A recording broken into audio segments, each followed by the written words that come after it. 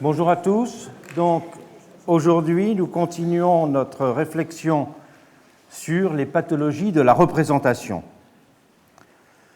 Les apories qui sont liées à la représentation d'un peuple introuvable, nous l'avons montré dans le précédent cours, avaient suscité au XIXe siècle l'émergence d'esquisses de solutions théoriques ou pratiques de différentes natures, sous la forme, par exemple, d'un retour à une conception ancienne de la représentation adossée à une réincorporation du social, puisque la question posée était celle de l'écart croissant entre corps social et corps civique-politique.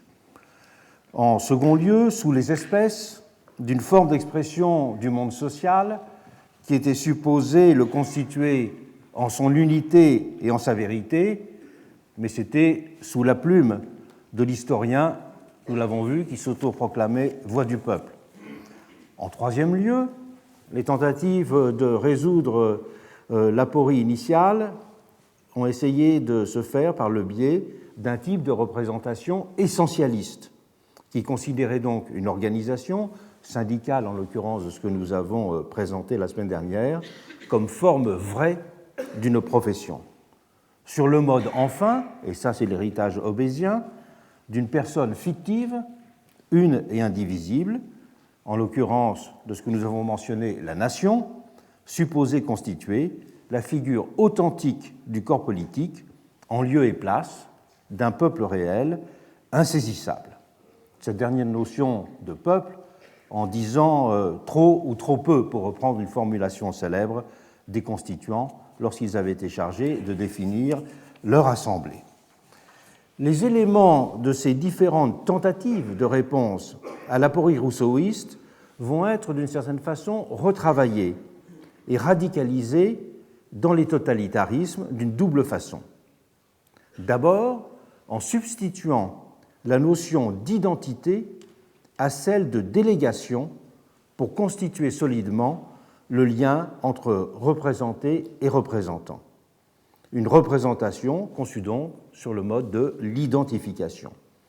Notion d'identité qui a pris consistance sensible dans la figure de l'homme-peuple. En supprimant ensuite l'écart du peuple social au peuple corps civique par la production d'un peuple directement unifié dans sa structure sous les espèces d'une homogénéité. Sous l'espèce d'une homogénéité, c'est donc faire exister le peuple au singulier et par là même proposer de résoudre l'aporie de l'écart corps social, corps civique. Ces principes d'identité et d'homogénéité ont fini par englober de fait ceux de représentation essentialiste, d'organes représentatifs, d'incarnation et de réincorporation du social que nous avons rencontrés dans le cours précédent. Et au-delà des distinctions parfois fondamentales qu'il convient d'opérer entre les différentes figures du totalitarisme, le regroupement sous la même bannière d'un certain nombre de régimes se justifie de ce seul point de vue de la communauté des formes au sens des façons qu'ils ont eues de prétendre résoudre les apories de la représentation. Et c'est justement seulement à cette analogie de forme que nous allons nous intéresser aujourd'hui. Nous allons donc examiner successivement ces deux principes et leurs conditions de formation, en commençant par celui d'homogénéité. Pour comprendre, il faut décrire le contexte qui a permis l'avènement d'un moment totalitaire dans l'Europe du début du XXe siècle. L'avènement du moment totalitaire aurait d'abord été impensable en dehors du contexte de critique de l'individualisme et du libéralisme qui a marqué la fin du XIXe siècle. Cette critique de l'individualisme et du libéralisme avait une double dimension. Sociologique d'abord. Elle s'enracinait dans le constat, fait par la sociologie naissante, que la structure réelle des sociétés ne correspondait pas à la vision véhiculée par la Révolution française et ensuite le libéralisme. Et on sait que dès 1877, un Alfred Espinasse publiait ainsi dans son livre « Des sociétés animales » un texte où il invitait à comprendre les sociétés humaines comme des organismes vivants des réalités collectives complexes et non pas des juxtapositions d'individus souverains dont le commun aurait été produit par le contrat.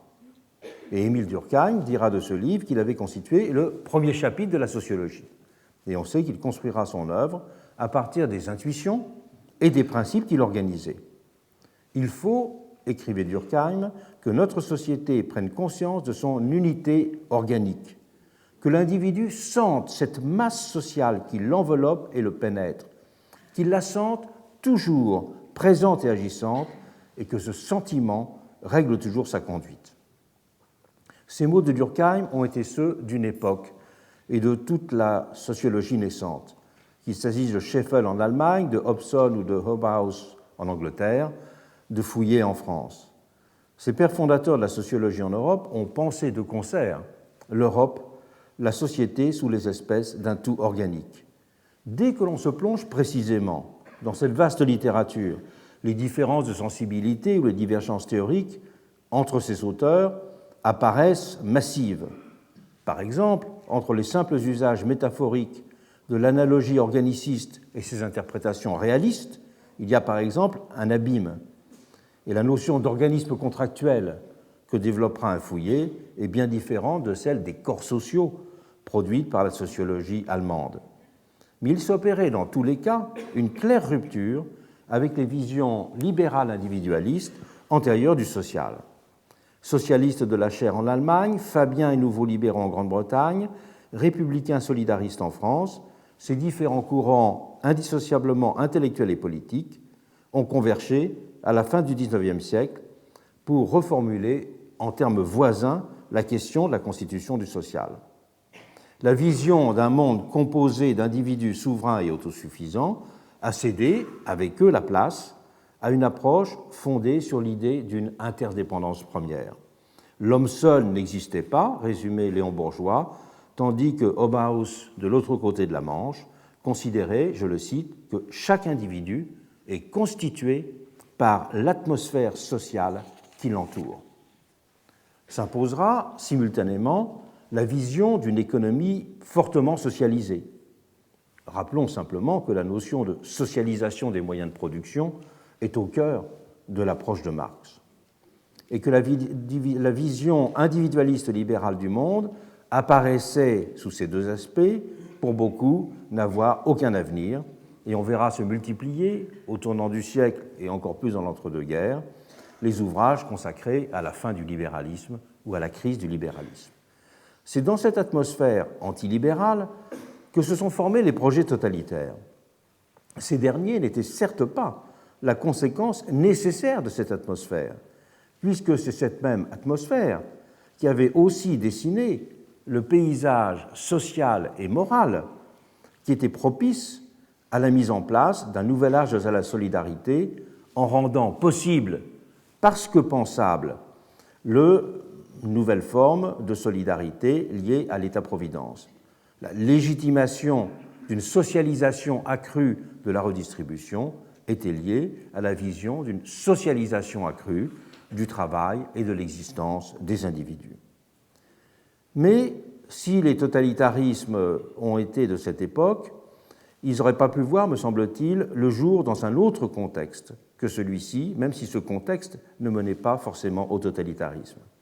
Et dans son principal ouvrage doctrinal, Mussolini proclamait que le fascisme, je le cite, est dans un état d'opposition absolue avec les doctrines libérales et qu'il était foncièrement anti-individualiste. Il y a d'ailleurs un chapitre entier de son ouvrage qui a pour titre « Le fascisme, doctrine et institution » qui est intitulé « Contre les doctrines libérales ». Et si le XIXe siècle a été le siècle de l'individu, libéralisme signifie individualisme, poursuit Mussolini, on peut penser que le siècle actuel sera le siècle collectif. Et dans Mein Kampf, Hitler avait de son côté longuement souligné que la disposition d'esprit qui rejette au second plan l'intérêt de l'individu au profit du maintien de la communauté était particulièrement développée chez les Aryens. Et il voyait justement dans la possibilité d'avoir une faculté civilisatrice particulière des Aryens ce fait que l'individu s'y effaçait derrière la communauté plus qu'ailleurs. Et que donc cette analyse était amenée à porter ses fruits dans le contexte du XXe siècle. Pour l'un des pionniers de l'analyse juridique critique du nazisme, René Capitan, la ligne de force de l'idéologie nazie était bien de se poser comme l'antithèse même de l'individualisme. Cet anti-individualisme était d'ailleurs pour un Mussolini ce qui faisait la modernité du fascisme.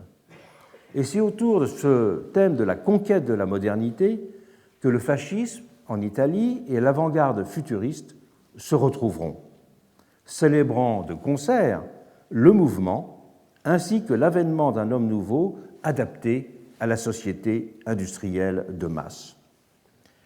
Vous voyez par exemple tous les tableaux futuristes qui mettent en scène à la fois cette idée de foule et cette idée de mouvement, un nouveau rapport de l'individu au corps commun. La modernité des totalitarismes était d'ailleurs plus largement reconnue comme une de leurs caractéristiques communes dans les années 1920 et 1930, que ce soit en matière de régulation économique. Vous voyez l'explosion des articles qui ont été consacrés en Europe au rôle novateur de la planification dans ces différents pays, ou d'extension du rôle de l'État. Un des ouvrages les plus marquants de la période, La Révolution managériale de James Burnham, qui est de 1941, allait jusqu'à considérer que le type de pouvoir qui était exercé par les chefs totalitaires faisait d'eux des prototypes des grands managers de l'avenir. Quand on relit aujourd'hui les pages de cette révolution des organisateurs, c'est le titre de The Managerial Revolution, voilà ce qu'il écrivait. Les politiciens modernes, du type qu'on rencontre à présent en Russie, en Allemagne et dans d'autres pays de régime analogue, ressemblent fort à des directeurs modernes. Ils dirigent les peuples selon des méthodes analogues à celles qu'emploient les directeurs pour diriger la production. Ils ont des mentalités semblables. Ils utilisent de la même manière les possibilités de la technique. Staline ou Hitler préparent le tour nouveau de leur politique, plus ou moins comme un directeur d'usine prépare la fabrication d'un nouveau modèle. Et Claude Lefort lui-même estimait dans les années 50, avant qu'il ne formule sa théorie du totalitarisme sur lequel nous aurons l'occasion de revenir, il parlait du totalitarisme qui s'annonçait aux États-Unis, dans la mesure, écrivait-il, où le totalitarisme était au plus profond, je le cite, lié à la structure de la production moderne et aux exigences d'intégration sociale qui lui correspondent. Et Mussolini résumait, c'est en dénonçant, je le cite, le fantoche abstrait auquel pensait le libéralisme individualiste que le fascisme est totalitaire. C'est en effet sur cette base qu'il se considérait fondé, affirmer l'État est la réalité véritable de l'individu. Inscrits dans le contexte de désindividualisation du monde, les totalitarismes l'étaient aussi dans celui d'une certaine dénationalisation du monde. C'est un point sur lequel Hannah Arendt a mis spécialement l'accent dans son ouvrage sur les origines du totalitarisme, et surtout dans la deuxième partie qui est consacrée à l'impérialisme. Mais pour lire aujourd'hui cette deuxième partie de l'ouvrage de Hannah Arendt, on peut comprendre le mot impérialisme en traduisant aujourd'hui, disons, par mondialisation. Arendt a mis l'accent dans ce volume sur le problème du vide qui s'était alors creusé en Europe, avec la tendance à l'effritement politique du corps de l'État-nation dans ces années 1884-1914.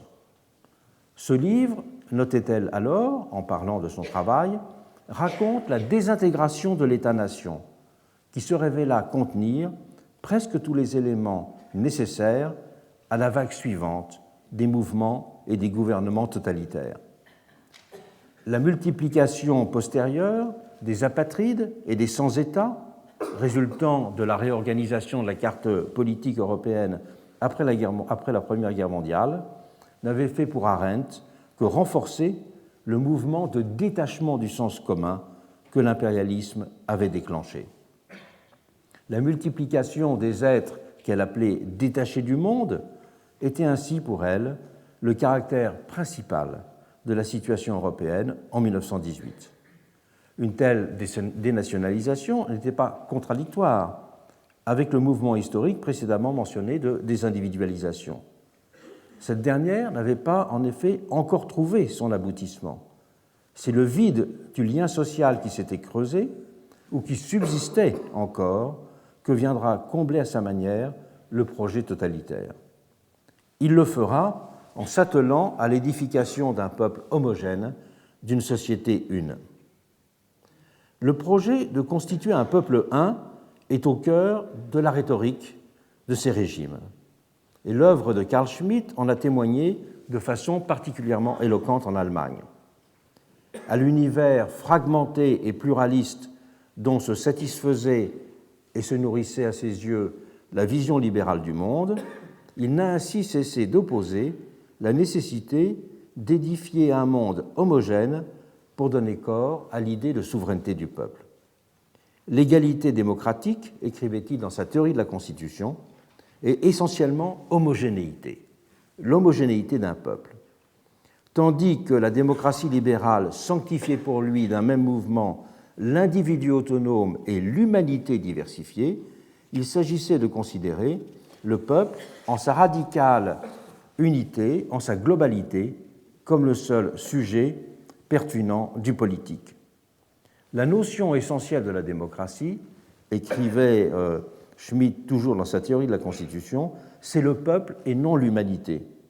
Si la démocratie doit rester une forme politique, il n'y a que des démocraties de peuple et pas de démocratie de l'humanité. C'est un thème que nous aurons l'occasion de discuter dans le séminaire, puisqu'il sera consacré à la notion de démocratie cosmopolitique. À l'urne électorale qui isole les individus, Carl Schmitt opposait donc, par exemple, logiquement, l'acclamation, dont le plébiscite peut être considéré comme une forme moderne, car l'acclamation réunit et constitue en un cœur commun les individus. Et donc, ce n'est pas le citoyen, mais c'est le peuple en corps qui est pour Schmitt le seul sujet véritable d'une démocratie positivement redéfinie.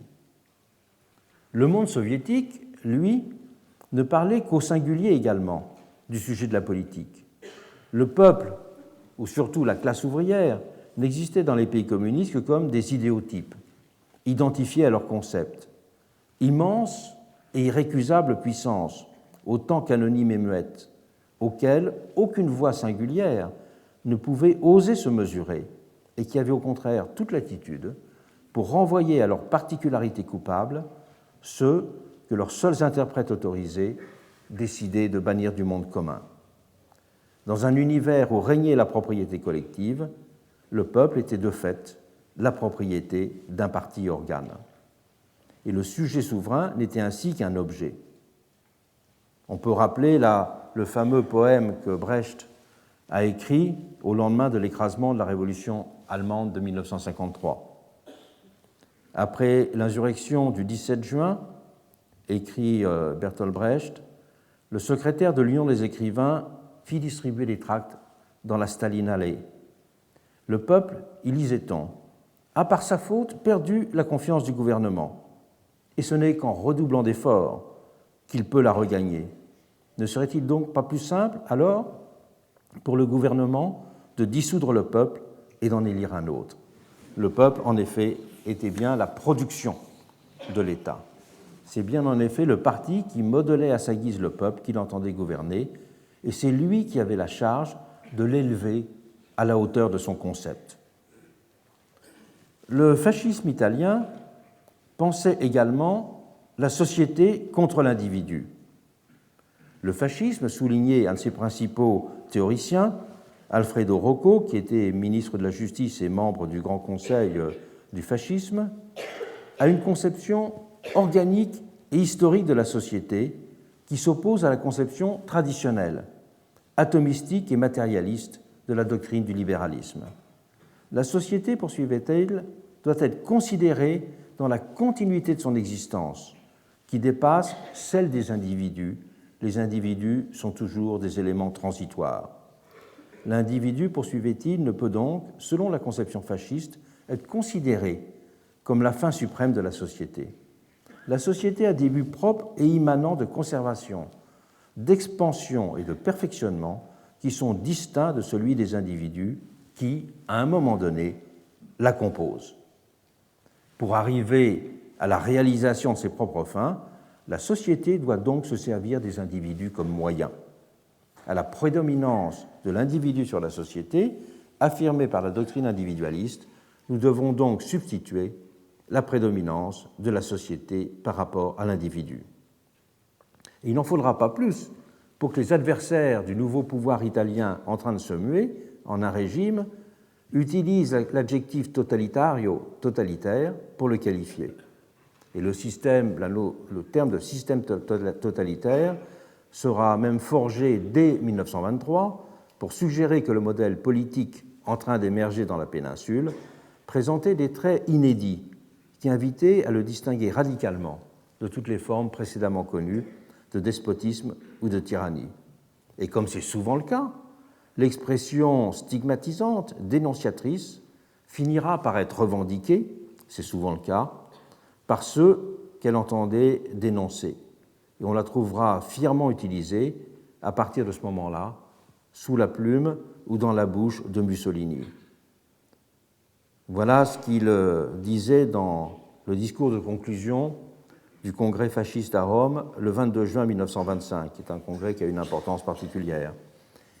Il dit « Le temps des petits Italiens qui avaient 1000 opinions et n'en avaient pas une est fini. Notre farouche volonté totalitaire deviendra vraiment l'aiguillon et la préoccupation dominante de notre activité. Nous voulons, en somme, rendre fasciste la nation. » C'est le premier texte dans lequel il y a eu la revendication de cette expression totalitaire par le régime.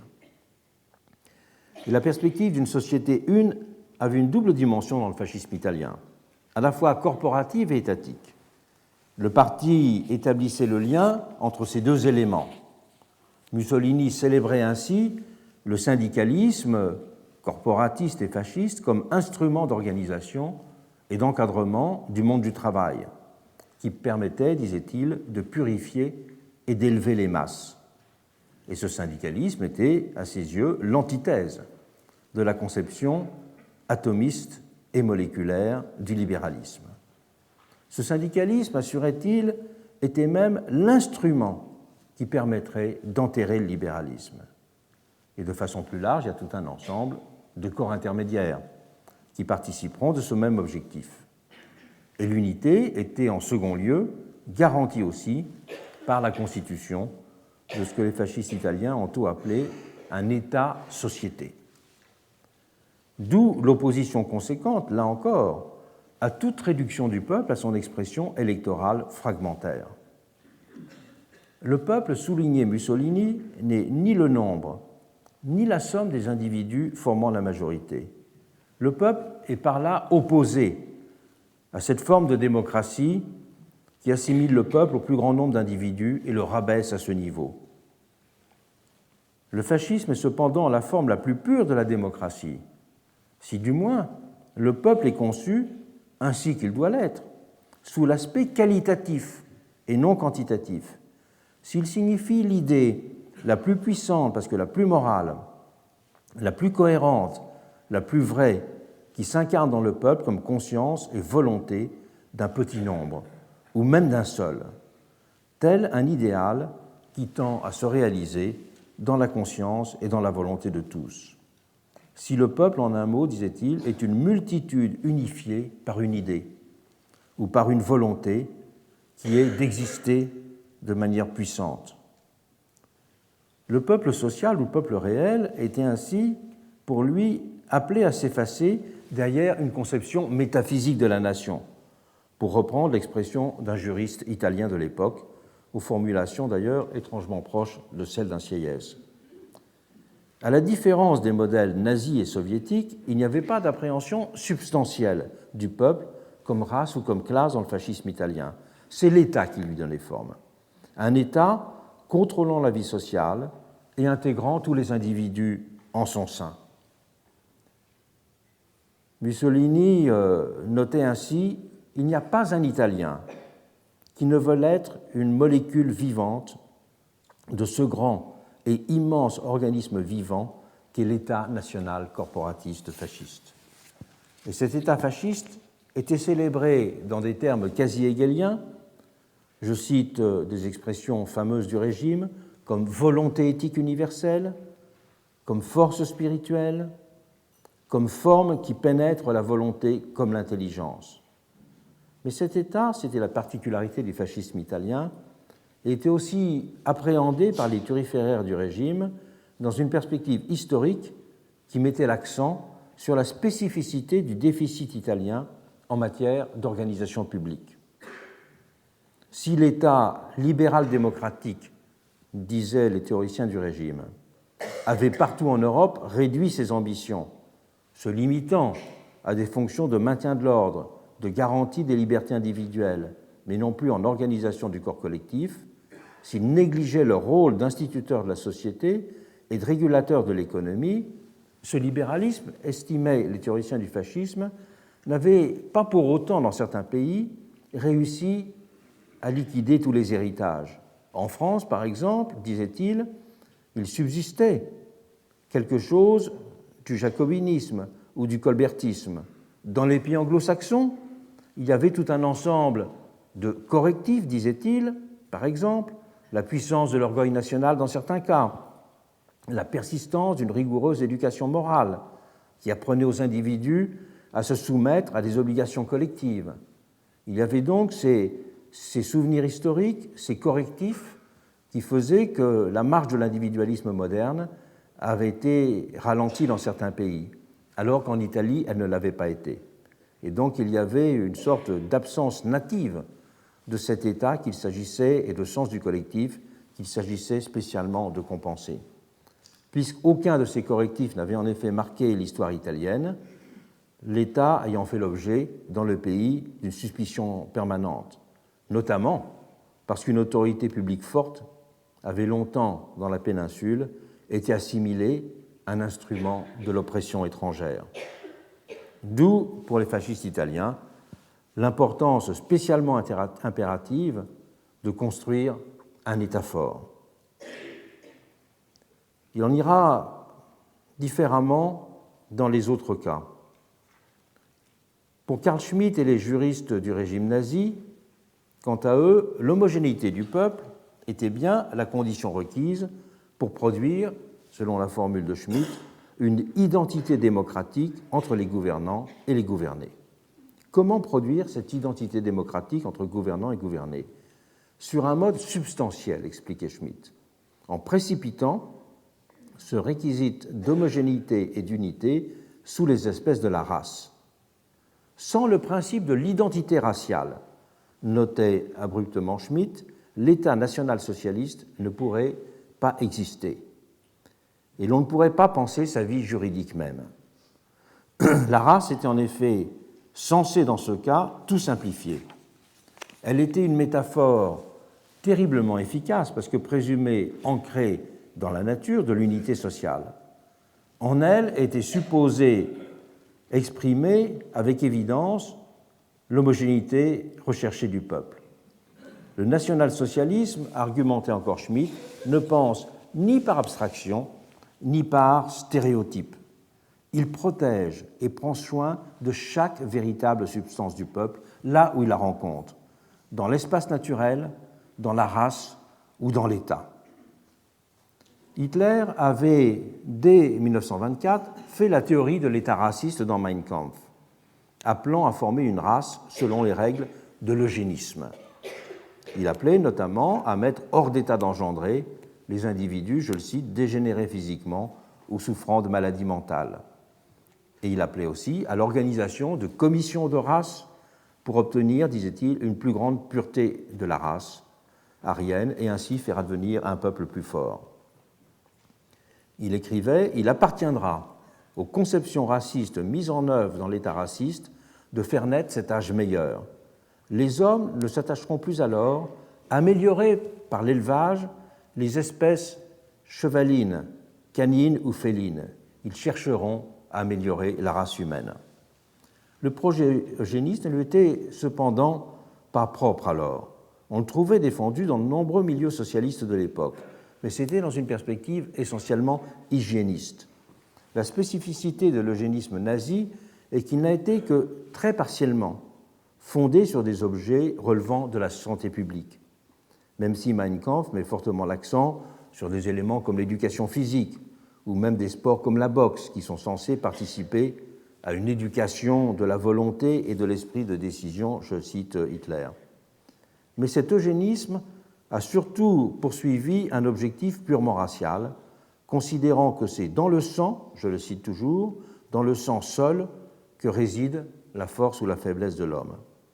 Ce ne sont pas donc tant des médecins, même s'il y en aura, que des idéologues ou des pseudo-savants qui vont être mobilisés dans l'entreprise eugéniste nazie. Et leur premier auteur de référence sur le sujet sera d'ailleurs significativement Vacher de la Pouge. Vacher de la Pouge, un Français de Montpellier, qui était d'abord un juriste et qui s'est progressivement proclamé anthropologue, et qui a publié 2 ouvrages qui seront la Bible, en quelque sorte, des racistes de l'époque, Les sélections sociales en 1896 et L'Arien, son rôle social, en 1899. Alors qu'il avait été très rapidement déconsidéré en France, scientifiquement, ces ouvrages de la Pouge auront un très fort retentissement en Allemagne, où il sera souvent cité comme une référence essentielle par les nazis. D'où la centralité de l'antisémitisme dans cette perspective. L'antisémitisme exprimait en effet chez eux, de la façon la plus tangible et brutale qui soit, le projet d'établir l'unité organique du peuple dans une nature biologisée et racialisée. Hans Helmut Dietze, un autre grand théoricien du régime, à côté de Carl Schmitt, prétendait ainsi fonder ce qu'il appelait un droit naturel organique, défini par opposition au droit naturel individualiste. Seul en effet un droit naturel organique peut fonder juridiquement, disait-il, les lois anti-juives.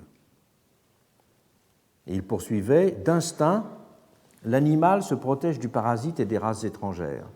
Seulement des parasites, il y en a aussi dans la vie humaine. La répulsion des Allemands envers la race juive se vivifie donc toujours davantage. Et le droit naturel de la communauté allemande interdit donc pour cela le mariage entre personnes de sang allemand et juif. Et c'est évidemment sur les mêmes bases du droit naturel organique que sera ensuite pensé ou sera rendu pensable la Shoah. Le juif est en effet assimilé par les nazis à l'individu libéral moderne, désincarné et déraciné, sans attache auquel il convenait de donner congé. L'antisémitisme avait de la sorte une dimension proprement politique et intellectuelle inédite, qui allait bien au-delà de ces manifestations viscérales, pourtant aussi entretenues par les nazis, qui exacerbaient d'antiques préjugés. Et un Carl Schmitt pouvait ainsi organiser sans sourciller en 1936 un colloque qui avait pour thème « La science du droit contre l'esprit juif ». C'est Hannah Arendt qui a aussi très bien montré comment ce nouvel antisémitisme que radicaliseront les nazis avait fait son apparition dans l'Europe de la fin du XIXe siècle comme une réponse, je la cite, à la maladie du sentiment national et à la crise du rapport entre les groupes liés à une tendance plus forte à l'assimilation. L'antisémitisme moderne, a écrit Hannah Arendt, prit de l'ampleur à mesure que le nationalisme traditionnel déclinait. Elle inversait ainsi la relation de causalité souvent établie et admise entre les 2 éléments.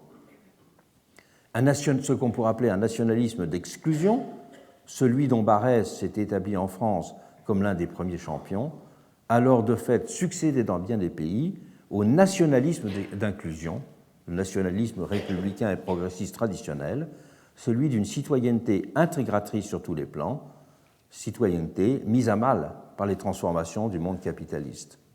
On a aussi d'ailleurs parlé à ce propos, c'est une expression qu'on trouve souvent sous la plume d'Arendt, d'antisémitisme social, faisant des Juifs la cause de l'aggravation de la question sociale. Anticapitalisme et antisémitisme se rejoignant ainsi, ce qui était évidemment un des leitmotifs de tous les milieux barésiens de l'époque. Il faut d'ailleurs se souvenir que le livre d'Alphonse Tousnel, Les Juifs rois de l'époque, Histoire de la féodalité financière, qui était un livre publié dans les milieux fourriéristes d'ailleurs, en 1845, a été republié de façon permanente à la fin du XIXe siècle.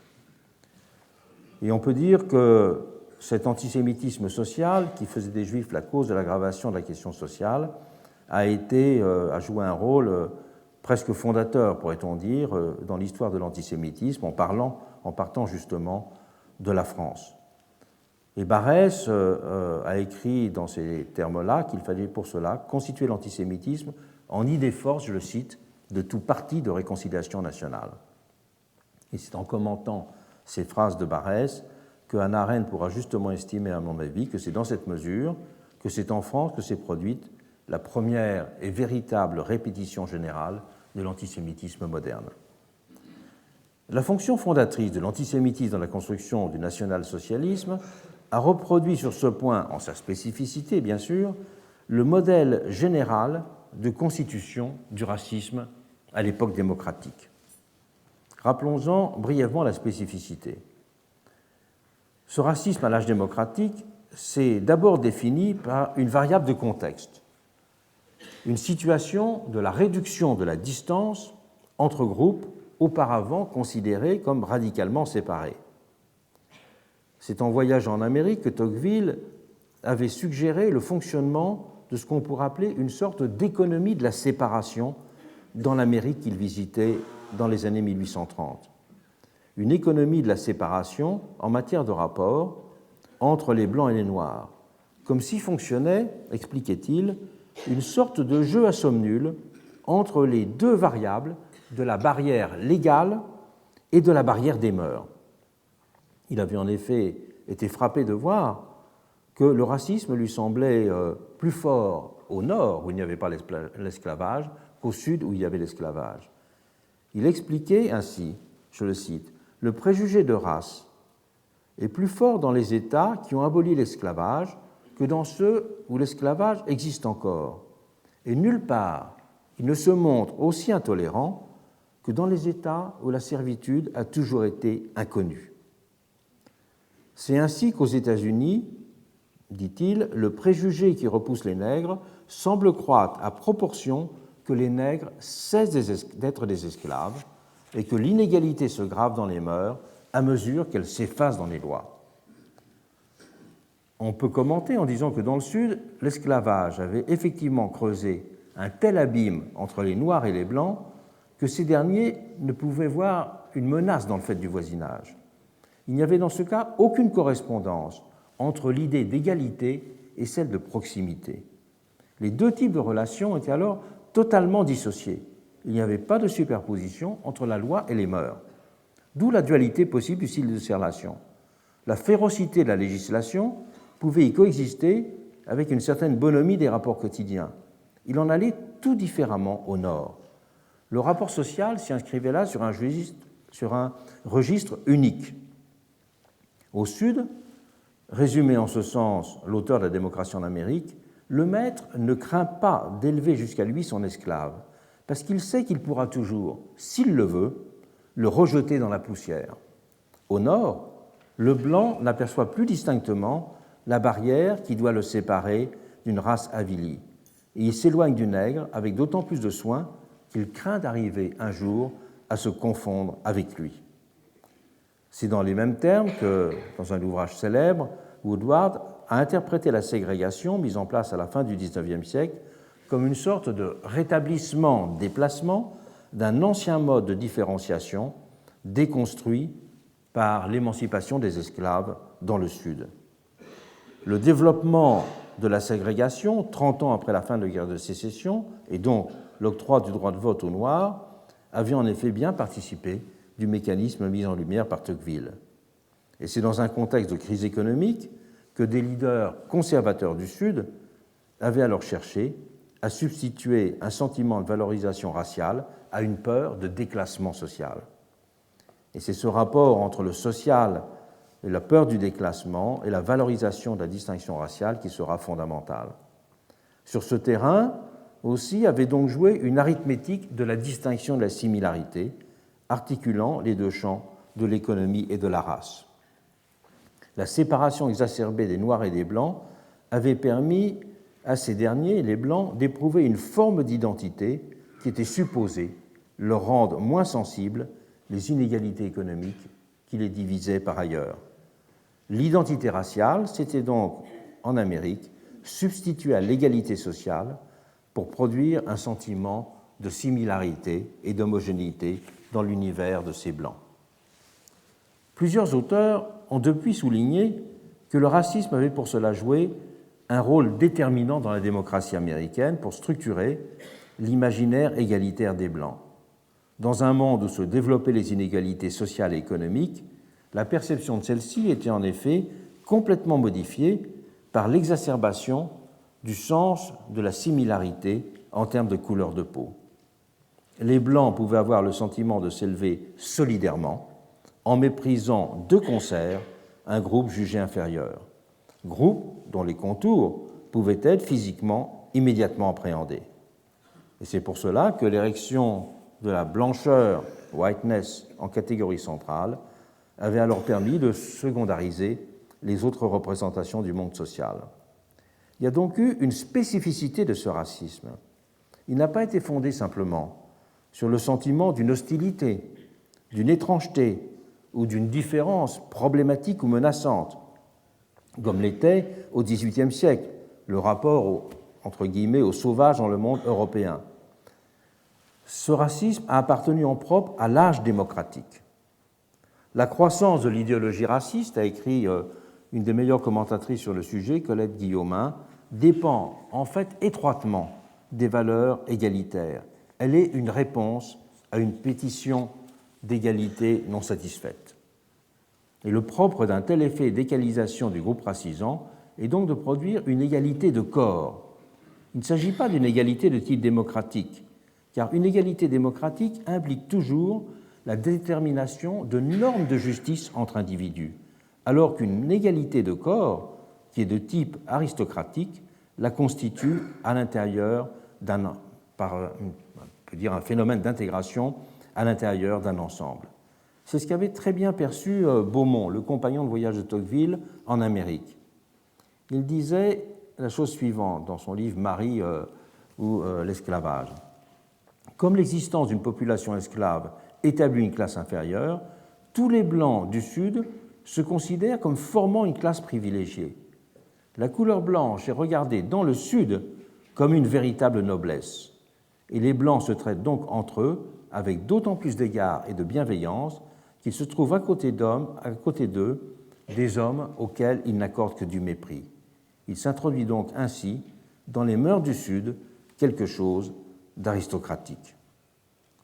L'aristocratie avait d'ailleurs déjà noté Rousseau en ce sens, n'admet que des droits de corps et non des droits individuels. Et plus on descendait vers le bas de l'échelle sociale chez les Blancs du Sud, plus fort était ainsi le souci de maintenir les Noirs à l'écart, autant que dans une position d'infériorité. La peur du déclassement qui hantait socialement ces petits Blancs, à cause de leur situation économique défavorisée, était surmontée sur ce mode. Ce détour par l'Amérique est important car il suffirait de remplacer les termes pour comprendre la nature de l'antisémitisme et la fonction de l'antisémitisme en Allemagne. Et permet bien de l'analyser, et même dans le langage, on voit que la dimension aristocratique en Allemagne était donnée par l'idée d'une race des seigneurs par rapport aux autres. Et c'est dans une perspective identique à celle que Tocqueville et Beaumont ont développée qu'Hannah Arendt a appréhendé justement la question de l'antisémitisme en Allemagne. Elle a fortement souligné, dans la perspective ouverte par ces deux auteurs, que la discrimination s'était paradoxalement renforcée au fur et à mesure que l'égalité politique était accordée aux Juifs et qu'ils étaient en voie d'assimilation. Paradoxalement, car on pourrait en effet estimer a priori qu'il y a une contradiction entre le fait d'une proximité plus grande et la pulsion de séparation-stigmatisation.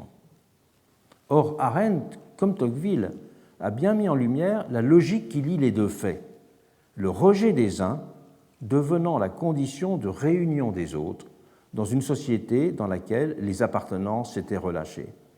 C'est par ce mécanisme que l'idée d'homogénéité raciale a été précipitée et radicalisée à l'extrême dans l'Allemagne nazie. Il y a eu un autre mode de production de l'homogénéité c'est celui de l'homogénéité par la lutte contre l'ennemi intérieur, celle que l'on voit dans le monde soviétique. Cette perspective d'édifier une société une et homogène a également été au cœur de l'utopie communiste. Mais elle n'a pas seulement, dans ce cas, été invoquée sous les espèces d'un lointain horizon régulateur, celui de l'avènement d'une société sans classe.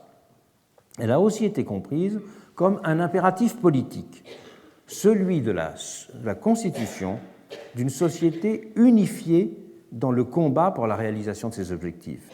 C'est une unité de combat, une homogénéité de combat qui vient avant l'homogénéité de la société communiste réalisée. Société dont la mobilisation sans faille était requise pour venir à bout de toutes les forces réactionnaires estimées liées contre elle. D'où la stigmatisation des ennemis du peuple de toute nature, tôt pratiquée par Lénine comme l'un des ressorts essentiels de la politique bolchevique. Les purges, les procès et les camps s'imposant comme les instruments nécessaires de la mise en conformité du monde réel à sa vérité historique et théorique.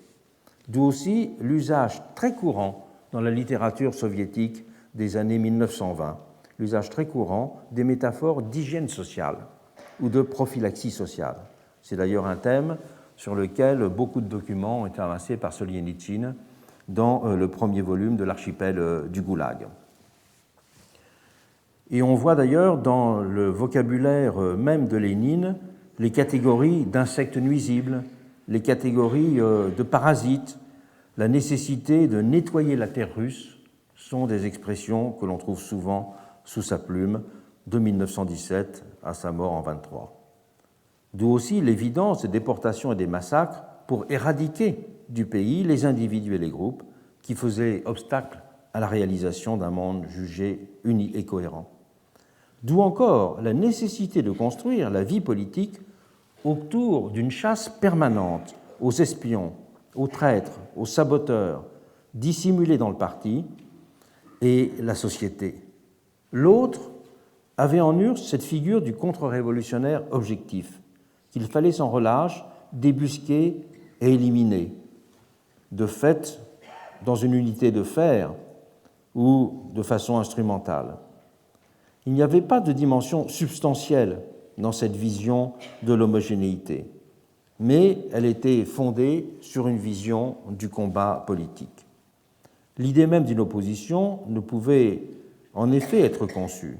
De même que la société future était appelée à être une et homogène, le parti présent ne pouvait que former un bloc lui-même sans faille.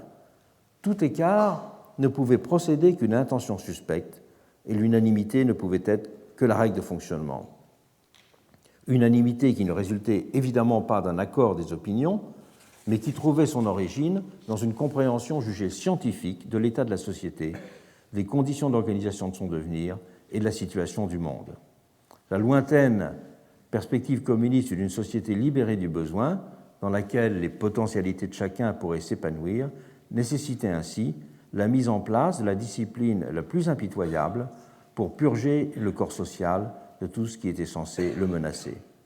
Et cette vision d'une unité politique de combat se liait aussi dans ce monde à la vision d'une société essentiellement non divisée dès la période d'édification du socialisme, dès que la période d'exploitation de l'homme par l'homme avait été bannie. Il n'y avait donc dans ce cas plus de conflits d'intérêts possibles, plus d'écart envisageable surtout entre la vie des individus et l'intérêt social général. Toute division ne pouvait en conséquence qu'avoir une origine structurellement perverse qu'il s'agissait de réprimer. On retrouvera aussi cette obsession de combattre l'ennemi intérieur dans le nazisme, mais à un moindre degré, puisque dans le monde nazi, il n'avait rien de caché. Le juif était bien visible. Le problème n'était pas de le débusquer, alors qu'il y avait dans le monde soviétique la nécessité d'une chasse permanente, mais de se préparer à s'en débarrasser.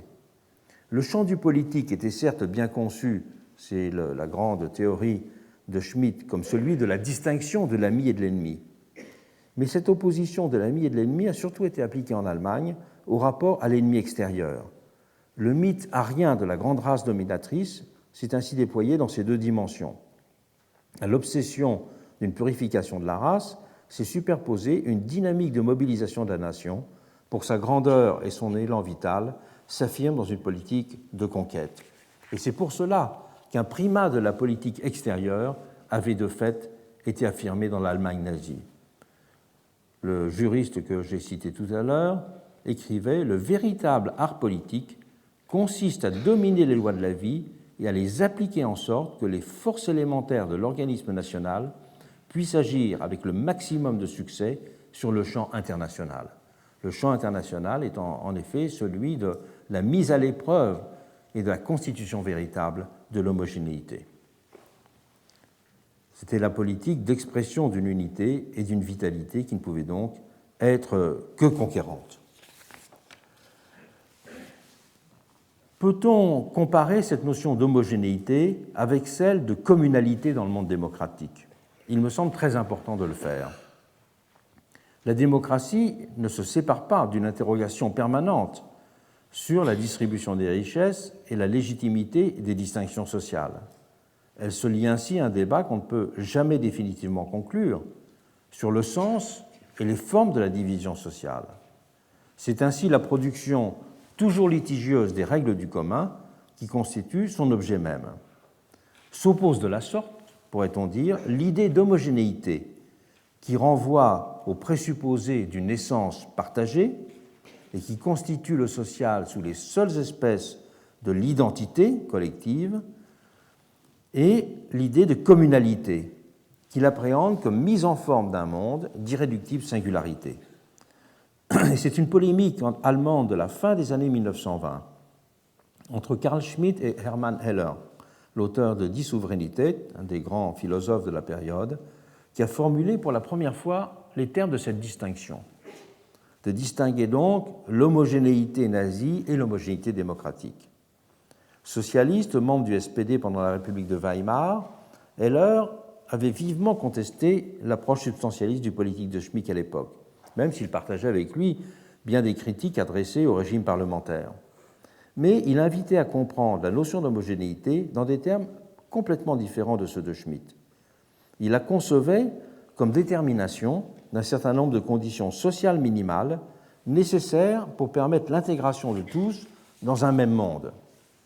Le danger de l'époque résidait à cet égard pour lui dans le fait d'un prolétariat relégué à la lisière d'un monde commun, relégation qui était indissociablement économique et morale, de telle sorte, écrivait-il, que le bourgeois ne lui apparaissait plus comme un être de même nature que lui, ce qui l'entraînait à ne voir d'avenir que dans un renversement de l'ordre existant des choses, en opposant son idéal de dictature prolétarienne à la dictature de classe de l'État bourgeois. En parlant d'homogénéité sociale, Hermann Heller voulait ainsi surtout souligner la menace que les disparités économiques existantes faisaient peser sur la démocratie. Il appelait donc à les réduire pour que puissent exister dans le pays les éléments d'une culture commune nécessaire au partage par tous d'une même communauté.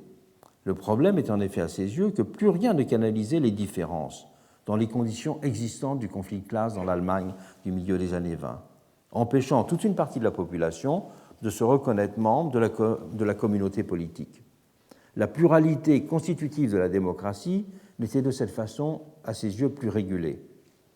Et si à un moment la langue et la culture avaient pu jouer un rôle d'atténuation des différences, à une certaine époque en Europe, de même qu'une certaine égalité des conditions avait joué un rôle d'atténuation des différences dans l'Amérique du début du XIXe siècle, c'était pour lui dans l'ordre économique qu'il fallait désormais considérer l'obstacle contemporain le plus dirimant à la constitution d'un nous commun.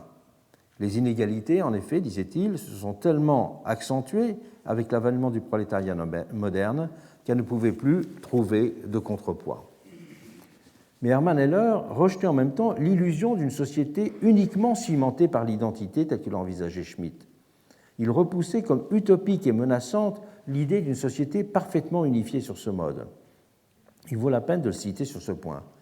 L'homogénéité sociale, écrivait Heller, ne peut jamais vouloir signifier l'abolition de la structure nécessairement antagoniste de la société.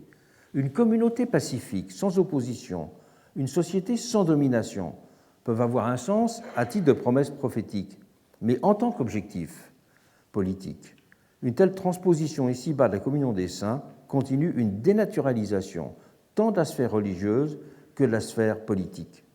L'homogénéité sociale est toujours une situation sociale et psychologique dans laquelle les oppositions et les luttes d'intérêts, qui existent toujours, apparaissent liées les unes et les autres par une conscience et un sentiment du nous, par une volonté communautaire qui s'actualise.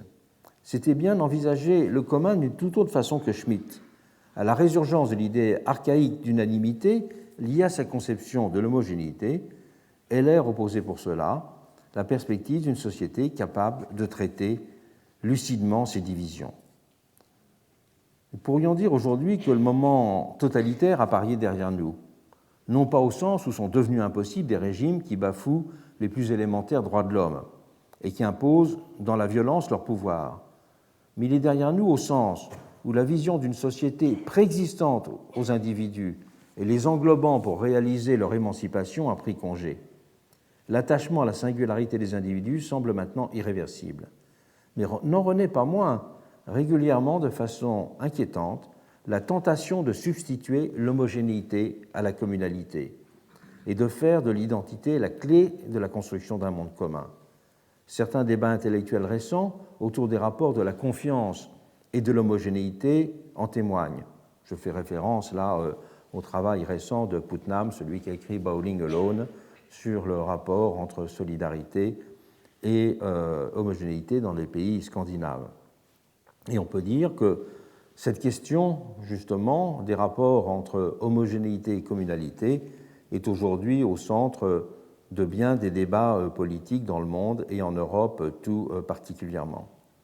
Et qu'il y a toujours des formes d'approche substantialiste du social qui sont présentes dans le débat pour remédier à la malreprésentation contemporaine. Si donc il y a eu des figures exacerbées de cette forme politique, qui était celle de l'homogénéité, cette tentation et cette attirance pour la forme de l'homogénéité, elle n'a pas complètement disparu. Je vous remercie. Donc, on s'arrête 2-3 minutes et dans la séance suivante, nous passerons de l'analyse de l'homogénéité à l'analyse de l'incarnation, la question de l'homme-peuple.